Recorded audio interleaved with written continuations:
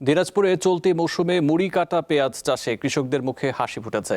স্বল্পমেয়াদী ও লাভজনক হওয়ায় অনেকে এই পেঁয়াজ চাষে আগ্রহী হচ্ছেন। প্রতি কেজি বিক্রি করে ৬০ টাকা পর্যন্ত পাচ্ছেন চাষিরা। খাবারের পছন্দ ভিন্ন হলেও মজুর বেলায় সবাই এক। মুড়ি কাটা পেঁয়াজ প্রায় 1 মাস।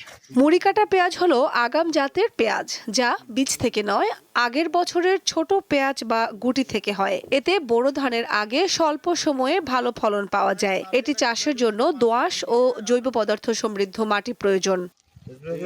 দিনাজপুরে এবার মুড়ি কাটা পেঁয়াজের ব্যাপক উৎপাদন হয়েছে।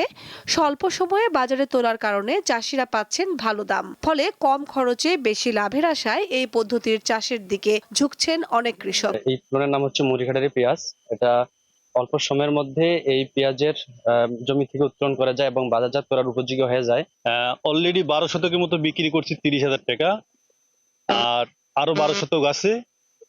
এখান থেকে টোটালি আমি প্রায় 70 থেকে 80,000 টাকা পাবো। আমরা 8টা বেড উঠিয়ে ফেলেছি। 8টা বেডতে আমরা 30,000 টাকা বিক্রি করছি। এটা মোটামুটি এখন উপযুক্ত হয়ে গেছে তোলার মতো। এখন পাতা সহকারে বিক্রি করলে মোটামুটি আবার ভালো বেনিফিট আসবে। প্রচুর লাভবান এবং সামনে আমরা আরো লাগাবো এই পেঁয়াজ। চাষিরা জানান, জেলার বিভিন্ন হাট বাজারে এখন মুড়ি কাটা পেঁয়াজ বিক্রি হচ্ছে কেজি প্রতি 50 থেকে 60 টাকায়। প্রণোদনার আওতায় কৃষকদের বীজ, সার ও প্রযুক্তিগত সহায়তা দেওয়া হচ্ছে বলে জানায় কৃষি বিভাগ। যে মৌসুমটা, যে সময় আসলে পেঁয়াজের রোপণ করা হয় মাঠে, সেটি আসলে কিভাবে আমরা উৎপাদনকে বাড়াতে পারি, এই জন্য সরকার বিভিন্ন ধরনের কার্যক্রম প্রদান এবং কৃষি সম্প্রসারণ অধিদপ্তর কৃষককে আমরা পরামর্শ দিয়ে থাকি যে আমরা কিভাবে এই পেঁয়াজের আবাদটি উৎপাদন বাড়াতে পারি।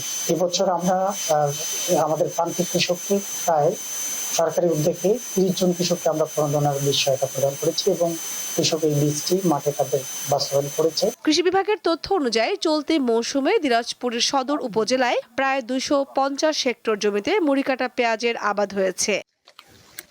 কামরুন নাহার, দীপ্ত, বার্তা কক্ষ।